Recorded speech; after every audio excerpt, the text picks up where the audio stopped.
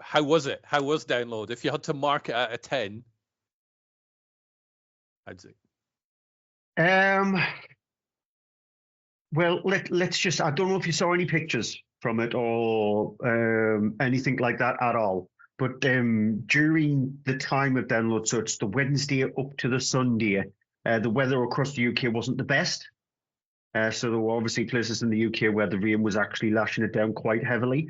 On the Wednesday, when we got there, it was a headache and a half to get to the campsite and stuff like that, which it's down to the way they organised it, and they really do need to sort that out. When we finally managed to get camped, it was fine. The weather was nice. The fields was green. It was decent enough. Then the rain started happening on the Thursday. It was quite heavy. And because the arena opens up on the Friday, so that's the place where you see all the bands. When we got into the arena on the Friday, it was fine. You saw green fields, and as usual, because it's in a huge, massive field at Donington Racecourse, so not far from Castle Donington.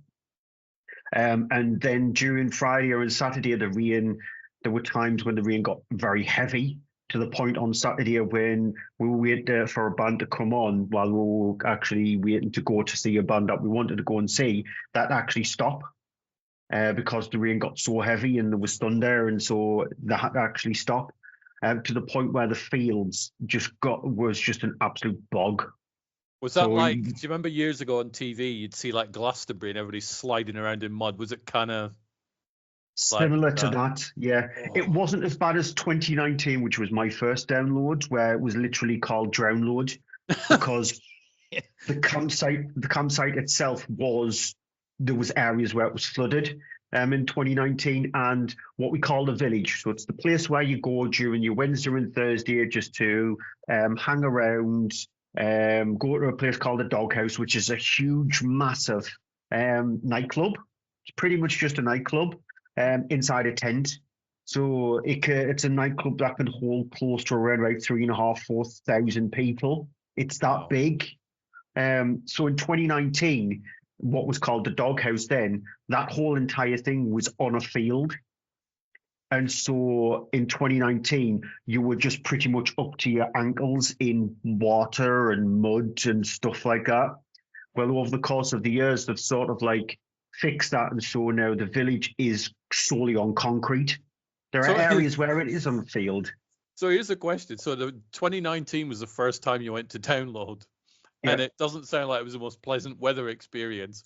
Nope. But yet you went back. Was there not part of you that thought, "Oh, can't be, no, I'm not"? What was it about 2019 that, other than the weather, obviously, that made you think, "I am going to go back to this in subsequent years"?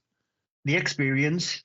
It was because I hadn't been on holiday for quite a few years. As a matter of fact, probably more than a couple of decades prior to going to Download in 2019. It was my first holiday. It was my first festival. And so it was that kind of thing where if I can survive this, then I'm going to be able to easily survive Download. And it was just the experience of seeing all those bands and being with friends and not worrying about your normal life and the normal world. And that was obviously before COVID decided to hit and all that kind of stuff, where things were actually not too bad for people. Like bills weren't high, food was at a decent price, amenities, etc. was okay. And so it was just the experience that once you go to one festival, it's sort of like, it's a bug. It bites you, it latches onto you, and you're just going, I want to experience that again. Yep. And so obviously 2020 couldn't do it. It was called off because of COVID. And so 2021, they did what was called a Download pilot, which I didn't get to go because they only announced it a couple of weeks prior to when it happened. Because 2021 Download was supposed to have happened, but they had to call it off, just like all festivals had to call it off. So they did a test called the Download pilot with only 10,000 people there. And then, so I've been each year since, so I've been 2022, 2023, 2024. But it is just that thing. It's that being able to just cut yourself off from the outside world for 5 days. Like the signal's not the best. You're just there with friends. You're just enjoying yourself, getting some fresh air. And so there were days when it was sunny. Just experience and then getting to see all of those bands that you want to see, and just being with friends.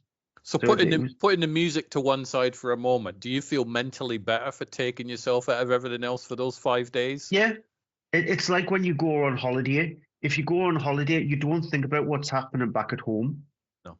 You just don't, and if you do, then you're not gonna enjoy your holiday, and that's what download is for me. It's my holiday. It's my holiday every single year. Yes, some people might scoff at the fact that I spent £322 for a ticket to it, and they'll think, well, that's expensive. But I'm thinking to myself, well, you spend that on flights to go to your holiday, and Yeah. then you'll spend more on your hotels, and you spend the money on all that kind of stuff. I spend £322 on my ticket. I gave my friend some petrol money because he's the one who drives me there. So I give him 30 quid for petrol money because he goes as well. And then it's my spending money. So all in total, I probably spend around about £500. So look, you would be pushed to get a 5-day holiday for that nowadays. Yeah. I mean, any days, to be honest, but it's just because I don't spend a lot at the festivals. And I know people think, what? You go to a festival, it's bloody expensive. I do take snacks and all that kind of stuff. And because I'm not a huge eater, I'll have one big meal a day. And so the rest is just, like, for example, this T-shirt that I've got. This is a download exclusive T-shirt where you had to pre-order it. So this was £30. And so I always get something like this to see I've been to download. And so I spend, like I said, around about £500. And as you said, people would be hard-pressed to find a decent holiday for 5 days for £500. So that is my holiday. What's the eating experience like there? So you mentioned you have like one big meal a day. What is it? All hot dog vans, or what's the sort of catering like? It's such an eclectic mixture of stuff. Unfortunately, there were a couple of instances where people got food poisoning from a couple of the vendors, but it's not the vendors that I went to.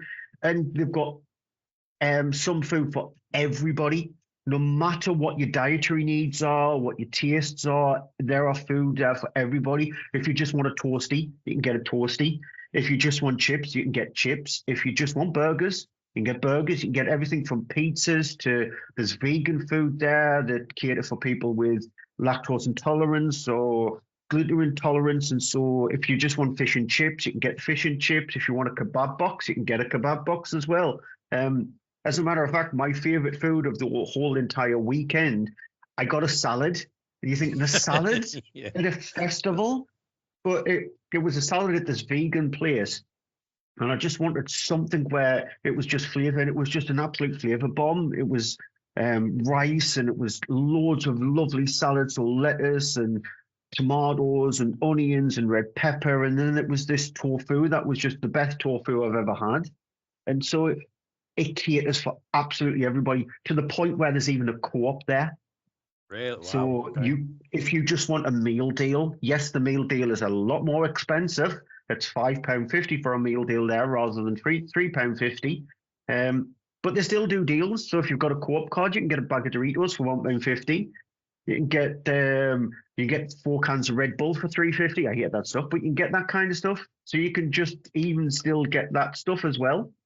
And what's the queuing like? So I say you go, right, I want some food now. It's now lunchtime. On average, are the queues massive? Because obviously you got like a crazy amount of people in one area. It depends on which stall you go to. So there are popular stalls. There's a South African food called Bunny Chow, which is they get a big, huge, massive roll or bap or cob or whatever you want to call it. They cut it in half. So you get one half, they scoop out the insides, they fill it with the kind of chili that you like. So they have a vegan chili, a vegetarian chili, and a meat chili, and then whatever spice chili you want. So they only do mild or hot. So they fill it up with that. And then with some of the bread that they've taken out the inside, they toss that in garlic butter, and they put that on the top, and you get a dollop of sour cream. So that's one of the most. It's one of the most popular stalls because honestly, it's heaven. It's absolute heaven. And so it all depends on the food itself, but the queues can be quite large. However, if like me, because I camp in disabled access, because technically I do have a disability with me arthritis, we have our own lines when it comes to certain areas. So the bar area, which I never buy alcohol at a festival, I never go to the bar at all. But what's the reason for that? Just because you want to stay 100% sober at a festival? I just don't drink too much. For example, I took 2 packs of 10 cans of cider, a bottle of rum, which was honey spiced rum, and a bottle of shots. I barely got through the cider, and I came back with a half a bottle of rum. So I just don't drink that lot. I prefer just to drink soft drinks and enjoy the time there. Or water. I drink a lot of water when I'm there. So that's just me. It's my preference. A lot of friends who go, they drink a lot, but my preference is not for me. I'm not much of a drinker anyway, so it's just not for me. Because I think a lot of people watch, including me, we see the Glastonbury coverage on TV, and it's like big field, stage, huge crowds, and we don't really know anything beyond that, which is why I'm interrogating you about how everything works. Because there's a lot of people who have never been to a festival like Download or Glastonbury or whatever, and they think big field, camping, nope, not for me. But it sounds like there's a lot more that goes on with the different food things and all that sort of stuff. And it's nice to let people know what they can expect, sort of thing. The one question that people will have, though, bathrooms. What's the bathroom situation like when you put 100,000 people or whatever it is in an area? Again, that's the plus point of having disabled access. So I've actually experienced both, because in 2019 I was just in general camping. In up to 2024, so 2022 onwards, I've been in disabled access. So I've experienced both. General camping, it's not pleasant. It's just not pleasant at all. You do have to pay for the showers in general camping. So if you go in general camping, you don't get full access to the showers. So you're probably just doing a wet wipe bath kind of thing. Right. The toilets, they do get emptied every day. I don't know how much it's changed, but back in 2019, it wasn't pleasant at all. It was just horrible. Are we talking like train spotting sort of toilets, or not quite that worse? Worse than train spotting. Yes. Wow. Yeah, worse than that. It's what you expect. You're in a field with thousands of people. I mean, public bathrooms aren't amazing, to be fair. So and they are more public. In disabled access, you get access to showers. So you get access to showers every day. You have your own toilets. So all toilets are not like just urinals. In disabled access, all toilets are portaloos. Okay. So you get access to them, and they clean them out at least twice a day in disabled access. So disabled camping, it's a hell of a lot more pleasant. You can guarantee to get a shower every day. You can guarantee to actually go to a toilet where, some of them might not be cleaned, but you've got a better chance of getting a clean toilet than you have got a toilet where you would be put off from eating anything brown related for the rest of your life. Right. So it all just depends. From what I've heard, though, in general camping, they have changed in the fact that they do clean out the toilets more often, and it's a hell of a lot more pleasant. As a matter of fact, this year for females, they actually introduced female urinals. Okay. So in the female toilets, you obviously every one of them has to be portaloos, but somebody has created these ones where it's very similar to men's urinals, but you sort of like squat in a way. Obviously, I've never been in them because I'm not that gender. But they've introduced them, so not only do they have the portaloos, but they've also got these ones if you just want to go for a wee. So they're good idea, actually. Why somebody's never invented those previously? You're like, why has that never been a thing? But yeah, that's quite. Again, I'll never experience one, but it's I can imagine what it probably looks like riding a horse, peeing on the saddle, probably. Pretty much, but. Yeah, I would. If anybody's ever got an interest in going to a festival, I would say do it. There are so many different festivals across the country these days where that caters to absolutely everybody's needs.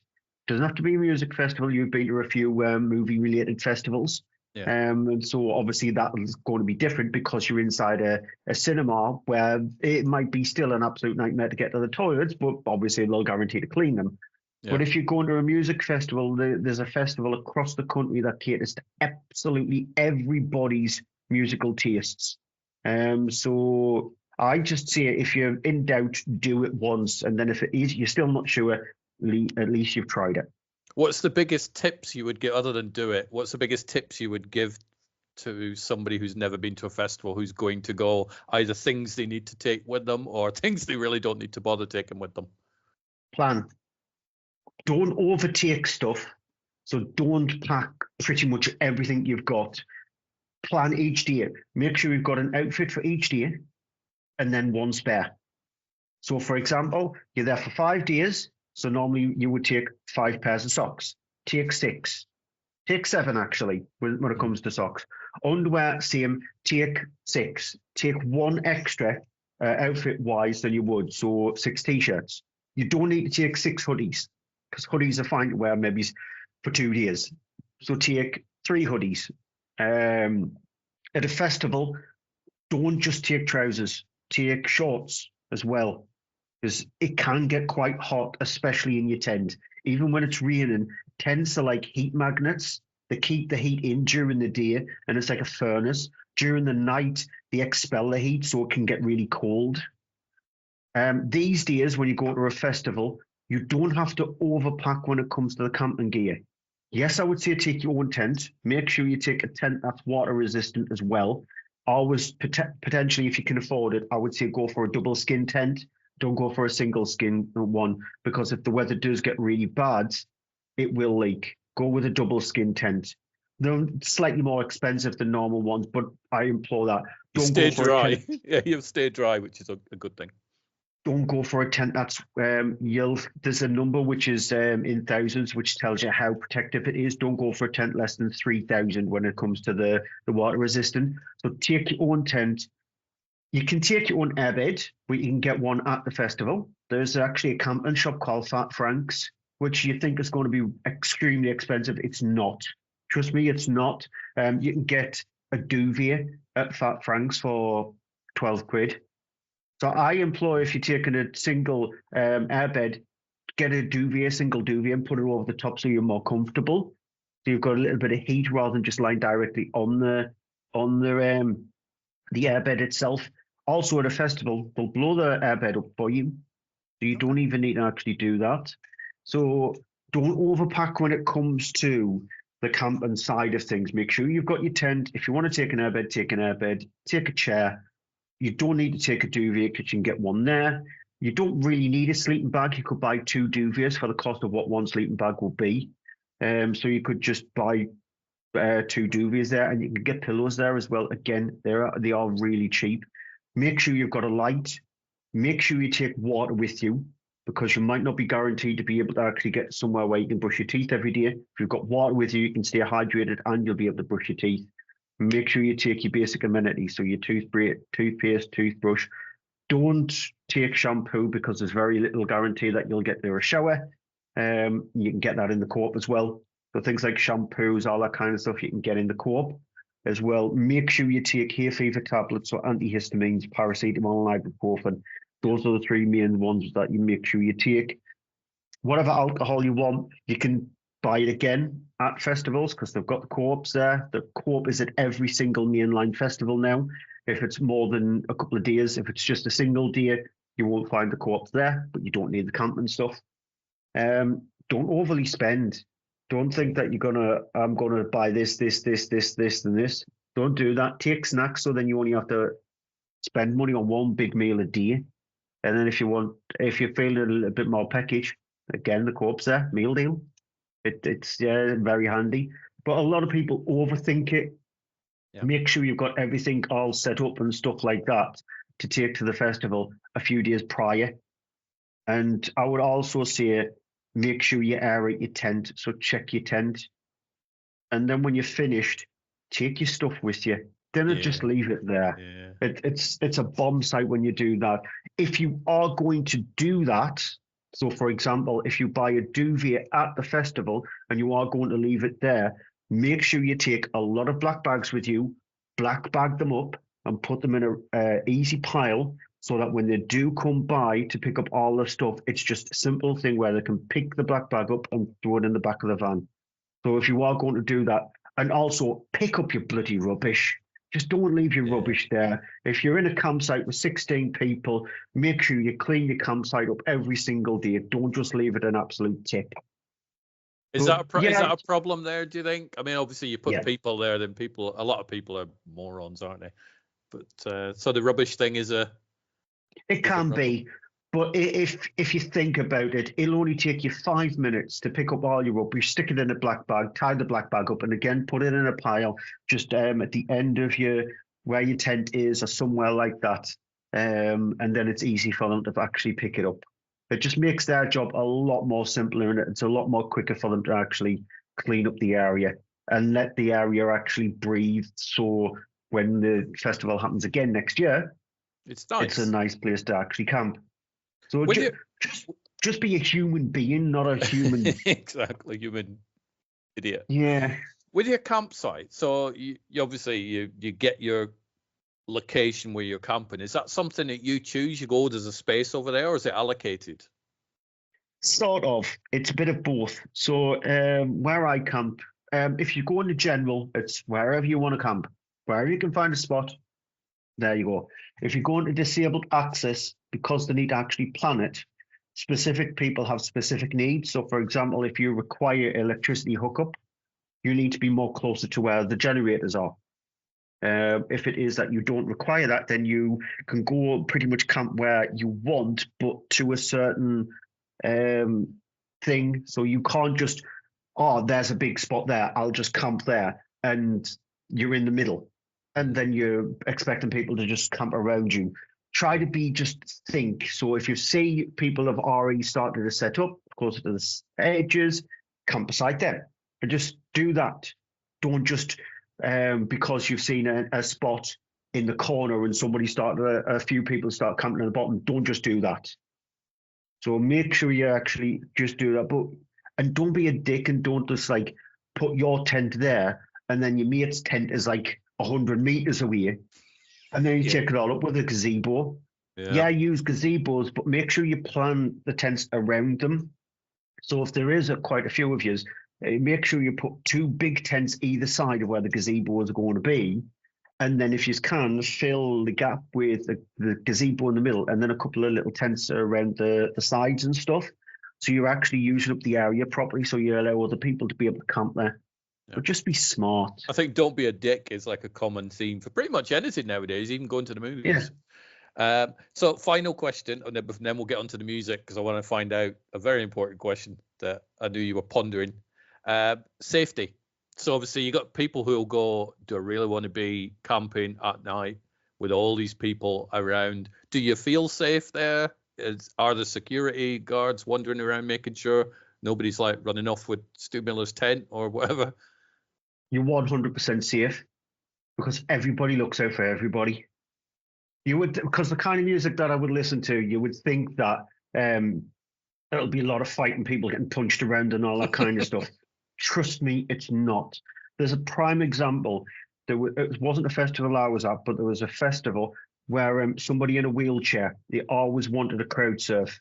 And everybody picked the wheelchair up and started to move the person along like they were crowd surfing.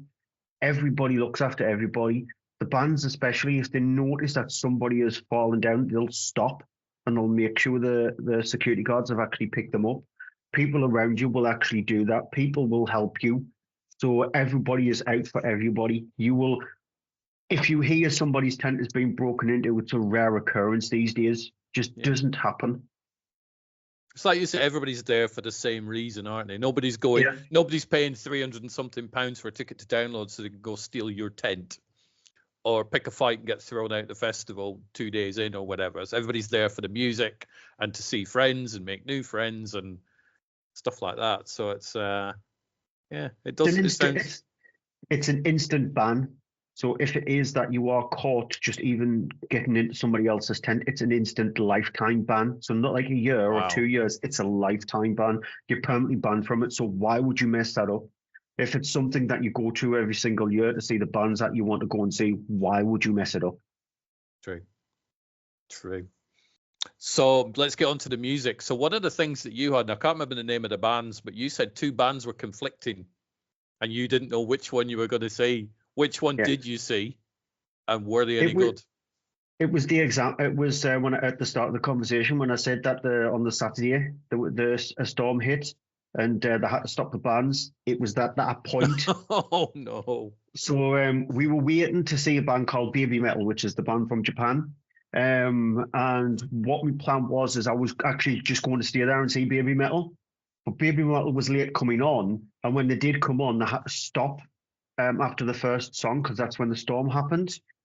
So we thought, oh well, by the time they come on, they're going to probably have a limited set.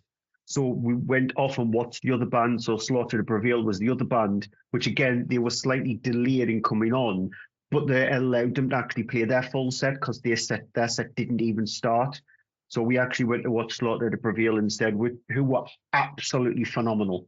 Because that guy, Alex Terrible, who's the lead singer of Slaughter to Prevail, he's got a voice so powerful. Like his scream is so, and his growl is so powerful.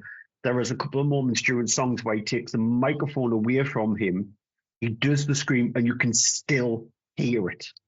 Yeah. His voice is that powerful. So I don't regret it. I would love to see Baby Metal. There'll be a chance I get to see them again, but at least I saw the full set of one of the bands I really wanted to see. What were some of the other highlights of your download experience for this year? A lot of the smaller bands, actually, because I don't mind Queens of the Stone Age. They're fine. Fall Out Boy, I prefer their older stuff. Their new stuff is not very good, but they were good. Avenged Sevenfold, I've never been a huge fan of them anyway. So those were the three main headliners, and I was proven right. I'm not that much of a big fan. Couldn't get to see Busted because they badly planned that, because Busted, they were in a tent where about 3,000 people could get in, and around about 10,000 people tried to see them. So it was nigh on near impossible. But it was just the smaller bands that I wanted to see. So bands like Crystal Lake, Brand of Sacrifice, etc. I was able to actually see them, and they were absolutely phenomenal. So when does your planning start for Downloads 2025? I'm guessing you're going. Yeah, I will be going when they announce the headliners. So the headliners are always the ones that get announced first. The headliners normally get announced at the end of September, early October. So that's when it is the decision, yeah, I will be going. So that's when the basic planning starts. And then so they announce them September, October, when do the tickets open up? What month of the year? On the Monday of when Download finishes. Wow, okay. Yeah, that's pretty fast. The tickets, which have gone up in price again. So they've gone up by another like £25. So it's going to cost us around about 350 quid for the tickets. Is there not a danger of so you could buy tickets now for next year? Yeah. Is there a danger of September, October when they announce the headliners? You're like, ooh, they're going. That there's no tickets left, or are there usually tickets left because of that amount of people? Example, the Download 20th anniversary. So not this year, it was last year. That was sold out. That was over capacity because the capacity is around about 100,000. It was 120,000 that was there last year. Those tickets did sell out, but they sold out in January. Right. That's the only time where it's fully sold out. Yes, it did technically sell out this year, but it sold out around about a week prior to the festival, and they reduced the capacity down. So that's how it did actually technically sold out. But I already had my ticket, and the latest I always leave it is to get my ticket in January. At the end of January is when the latest I leave it. But you can still pretty much easily get a ticket then. Yeah. So it's not like there's not a real danger if you wait till September, October and you go, yeah, oh, gone. That's unlikely to happen. Obviously, it's possible, but it's unlikely by the end of it. Yeah, because even last year at the 20th anniversary, when the lineup, the headliners was Metallica, who played twice, Bring Me the Horizon, and Slipknot. Those were the three headliners. And in the world of metal and rock music, you can't get any bigger than those three bands. Like Metallica, everybody's heard of Metallica. Yeah. Bring Me the Horizon, they're on such a high at the moment, and everybody's heard of Slipknot. And so you sort of like, that sold out, yes, at the start of February, but that's like that. I've seen it when Kiss headlined. And so that one only sold out maybe 2 weeks prior to the festival starting. So obviously people film stuff. You know, you can see mobile phones going here, there, and everywhere. Is that a case of people taking power banks to charge their phones up, or are there plug sockets where power banks? I take 4 power banks, but I'm very cautious and safe. So you can get chargers. There are charging stations there where you can hire a charging locker. So again, your phone can't be stolen. You pop it in the locker. You charge up your phone. Blah blah blah. You can get what's called charge candy, but they're too expensive, and the little charging banks that give you are rubbish. They can only charge up your phone once. You've got to take it back, get a replacement one. Blah blah blah. But it's the arduous task of doing that. But charging banks these days are not that expensive. No, they're not. And they're so handy to have, especially if you've had a power cut or something like that. They're so handy to have at home. So you can get a power bank, a 20,000 milliamp power bank, which would charge your standard normal mobile phone 4 times from dead to full for about £30. It's not really that expensive. Or you can even get the full carry handle ones for a couple of £100, but they've got proper plug sockets in them and stuff like that. And they'll guarantee to charge up your phone, and you can even take a kettle with you if you wanted to. And they'll be able to actually use a kettle. So they're a couple of £100. But I would implore everybody to have at least 1 power bank in your home, at least 2, for a power cut or something like that. But buy a couple of power banks and take them with you. Yeah, like you said, they're not that expensive, are they? And my final download question: who won the T-shirt competition, and how well did your T-shirt go down? Let's just say my T-shirt was quite controversial. Just because it was a bit too extreme, and so clear it, see if I wore a jacket. You bottled it. You didn't go full frontal with your T-shirt. And the campsite I did. Outside the campsite I didn't. Just because it was so controversial, my T-shirt. And so there was that. There were some really out there ones, like really, really out there ones. And then the costumes themselves, because I went as Freddy Krueger.